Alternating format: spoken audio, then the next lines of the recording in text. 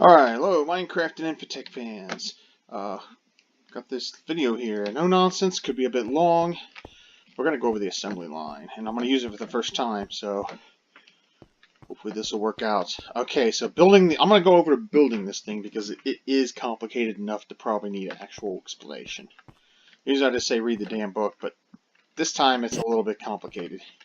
Don't worry about this crap. I just put this here to have something to walk on. I cut the middle out just so I just kind of put a platform to walk around so I can maintain the thing. The reason it's raised up off the ground is because of the inputs, and I'll get to that in a moment. So, there's a book for this thing. The assembly line. And this thing is a real humdinger to build, but as for actual building the individual parts, those you look up. Snapping them together, that's something else. So starting here, looking at what we could call the front of this thing, which is the end with this guy on it and the power. So on the right side, you're just going to have solid steel machine casing all the way down. Very simple, very easy to make. Among the easiest parts of this stupid thing to make. And I actually just stole them from my boiler that I don't use anymore. So it was just as well I had all that crap laying around. So that's that one there. This one here is going to be inputs all the way down, except for the very, very last one. At the end of this thing, you're going to need to put an output bus. That's where your little object's going to pop out. And then you're going to have solid steel machine casing on this other side too. Solid steel machine casing, except a maintenance hatch, and you can also put input hatches. You can put them all the way down if you feel like it. I don't know if it's going to ever take more than 2 fluids, but if it does, I'll just add another one. It's very simple to do. But you can see by the diagram here, so solid steel on this side, then you go and then the middle is going to be the input and outputs, and then the blue area is either going to be that, a fluid hatch, or a maintenance hatch. Very simple. The middle layer is quite easy. You just do the reinforced glass on both sides, and then you put the assembly line casing in the middle. Those assembly line casings are extremely expensive, so be careful not to mess them up or destroy them. You just need a wrench to pick them up if you put them in the wrong place accidentally. Now the center, and then when you get to the top, it's pretty simple. It's going to be great machine casing on either side, except for the very front. You're going to have the assembly line itself.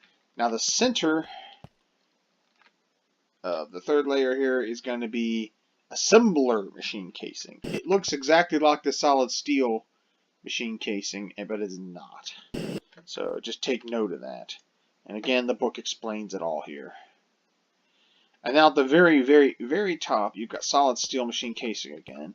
Thank goodness they didn't make this all assembler machine casing, or I'd have killed myself. Because, ouch.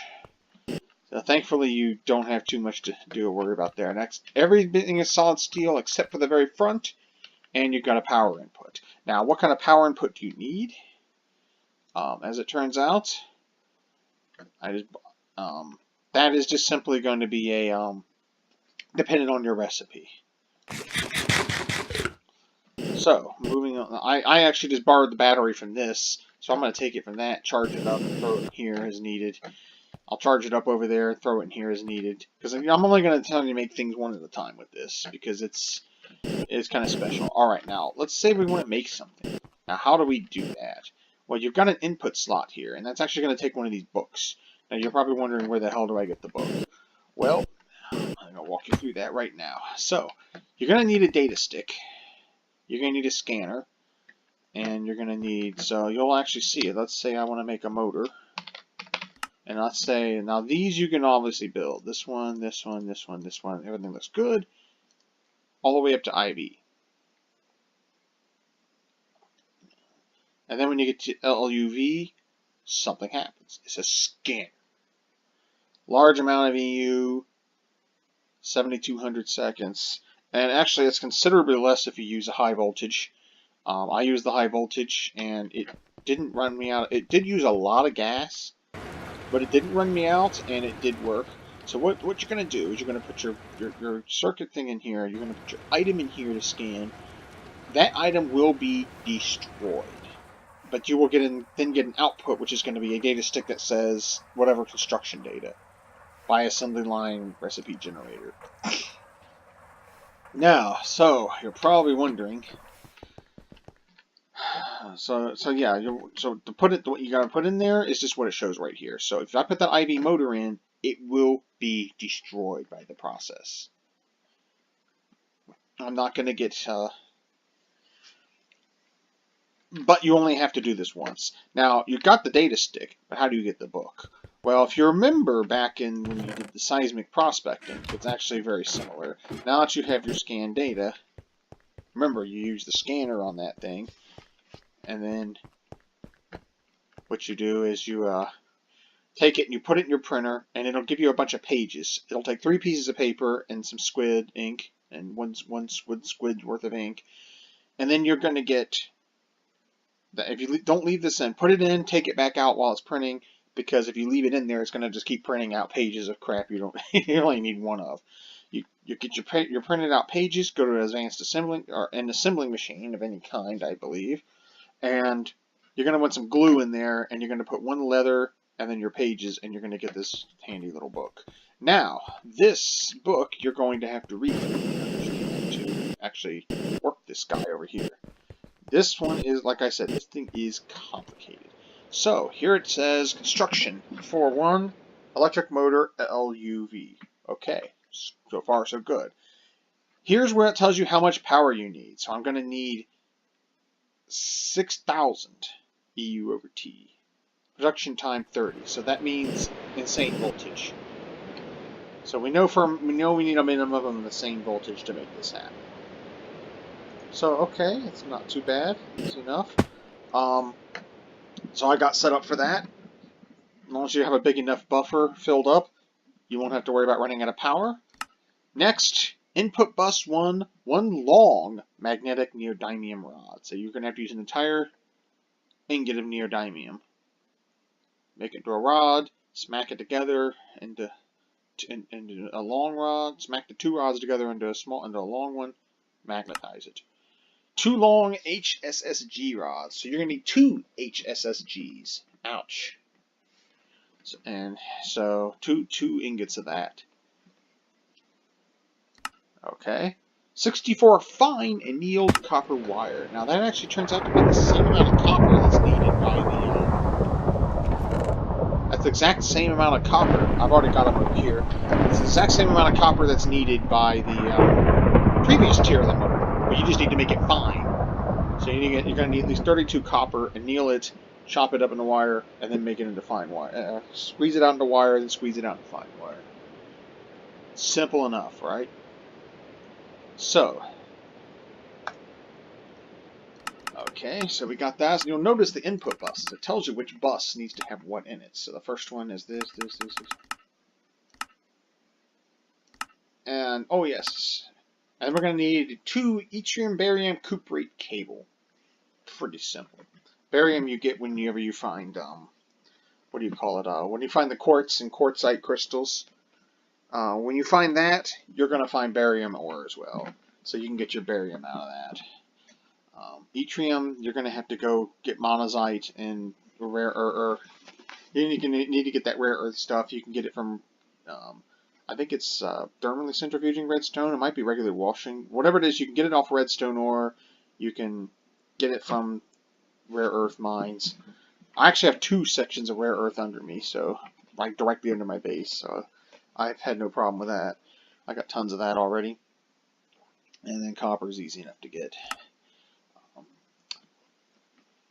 Now you have 2 input hatches. So one's going to have 1 bar of molten soldering alloy and 250 liters of lubricant. So this thing really eats the lubricant.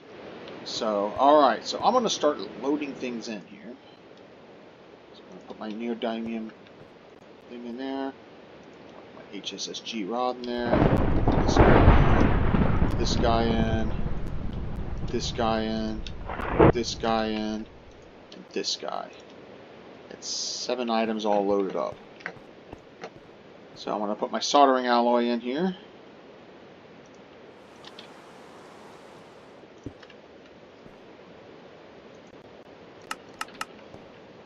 And I'm going to put my lubricant in here, and I just decided to use one of these because it's just a little easier. Alright, we have everything we need loaded in. Let's see what's going to happen. Put the book in. And I'm going to smack it with a hammer. Nothing's happening.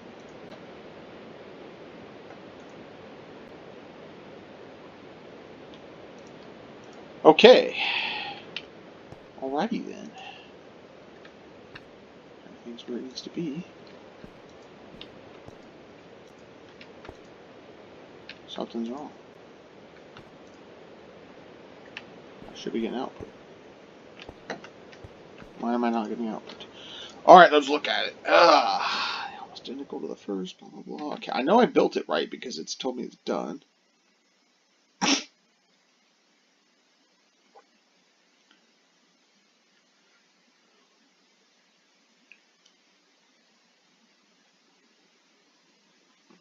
Minimum of 5 and a maximum of 16 total slices. We've got 8. I guess some things need more and you'll have to extend the line. Construction plan, scanning the item, got the data stick, put it in your printer, print the pages. I binded it up in the assembler, no problem. E of T, production time, required materials and fluids. Now I don't know if 30 is minutes or seconds. I'm assuming it's seconds. Inserted in separate buses. Do this ULV or enough. I just use LV because I had cheap material, so that shouldn't matter. Instruction plan of the assembly line controller, so it knows what it is making. Fluids are inserted in the assembly line where we produce the requested item. It isn't done jack. I got the book in there. Do I need to get the book in before I put this crap in? Because I've got small soldering alloy. I've got lubricant. More than enough. It should only take what it needs. Don't tell me it needs exactly 250 because that's going to kill me.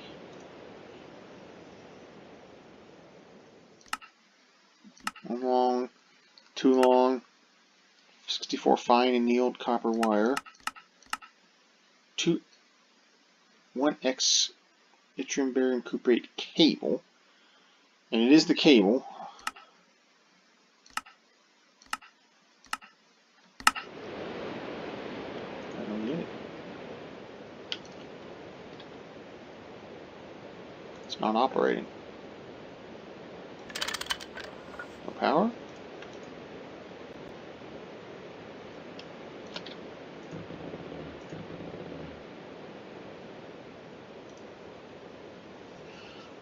I don't get it. Why is it not working? Should be working. I mean, it's got power. It's got the energy that will supply it with with insane voltage. More than enough power to.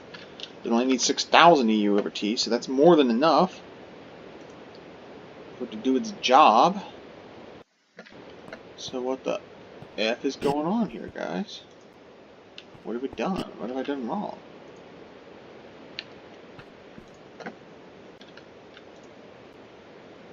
HSSG, and it's the long. Maybe they were not supposed to be long. Let's take a look. Alright, make it flaming book back.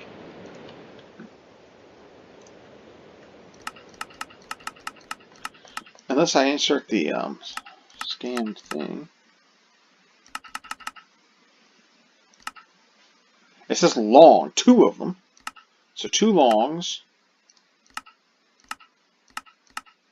64 fine annealed copper wire. It is fine annealed copper wire, is it not? Fine annealed copper wire. There's 64 of the bloody things.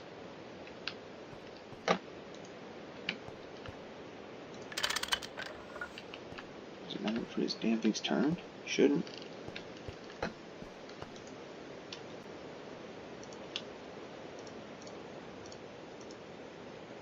Whoa! You need the stick! The book just tells you what to do. You need the stick. I hope I had enough in there. We're going to find out if I did. If not, I'm going to be like feeling very sorry for myself because I'm going to lose all that material. I can't imagine it would take 30 minutes to produce something. That's just nuts. Okay, yes, you need the data stick. Well, that was a good little exercise. I'll leave that in, even though it's a no-nonsense video. Oh, crap, it stopped. Took about 4 million EU. See what happened. Oh, look at that. I got it. It produced it. I guess you're going to imagine these motors are really big. This is, you know, you're making bigger and bigger motors, even though it looks the same size as all the other ones. All that material in there. And here we are. Fusion age is now 24% done. Oh my goodness. Look at that. And yeah, they're going to put you through the suffering to make all the rest of that. But now you have everything, you know everything you need to do this. Gold credits. Let's see what we got here. I got a gold credit. And I got a tier 5 bag and a tier 5 bag. I got some IV components. That's not bad. But this is the same thing. Stupid. That's EV. Okay, well, I've got some EV conveyors. Alright, well, I've got some nice fast conveyors. What it's worth. But there, that is how you use it. You're going to have to keep this thing too. And you're going to need the book as well, because the book explains. Wow, what a nightmare. So, you're going to want to put your stuff in like this. So you got a book, and then you got a data stick. That means you're going to have a data stick per item. You can't just clear one and then use it again, otherwise you'll never be able to make the item again. The book is no longer necessary once you've, you know, done it. In fact, the book is, I would even go as far as to say the book is optional. If you can look the data up online, you don't need the flaming book. So anyway, hopefully that was helpful. Because I know some of you run into the same thing. Make sure you've got plenty of energy, because you're going to need it. Some of this stuff is going to take some real time to make. And now you can see I've opened up the whole world of ludicrous voltage stuff. This is going to be a real mess. Now, the mess thing I really going to need to make is this Fusion MK1. That's going to be some fun stuff. That's going to take a ton of... this fusion generator is going to make a ton of stuff, but it should make so much power that I shouldn't have to worry anymore. Eventually, I will have the fusion generator running a cable up here, and it will power this. It will power pretty much everything at that point. But it will definitely power this thing. But man, materials are going to be a fun time. Let's see what else we got to make here. Ludicrous pumps. Since we're at the end of this, you can stop now if you want. But let's see. The assembly line. I'm glad I built this machine when I did. It doesn't seconds. It would take me literally hours to do, if at all. So now I gotta make pumps. I gotta make... So I gotta go scan. Yeah, it's a good thing I got that conveyor, because now I can scan that. I can make the conveyor. These all to say the same damn thing. So I can make all these. I get plenty of components. Materials, you name it. Field generator. Oh, God. You have to make the really high-end one for that. Let me see. Field generator LUV.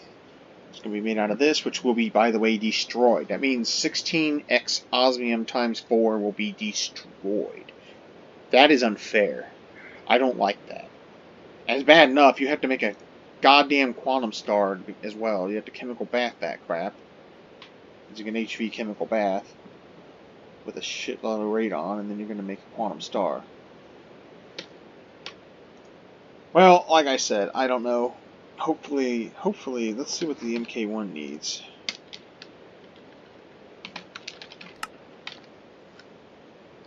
Alright, fusion. Alright, I'm going to take one piece of superconducting wire, and I'm going to run it through and scan it, and then it'll tell me what I'm going to need to make this thing. And I bet it's going to be a screamer.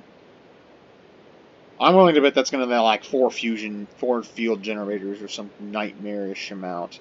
And I'm going to be doing nothing but making osmium for the next... I don't know, maybe by the end of next year I'll have this thing built. This time next year I'll have it all built. But anyway, I'm going to have this guy here. You need a chest to store all this in. So you get your books and your data sticks. Alright, hope that helps. Good luck, guys.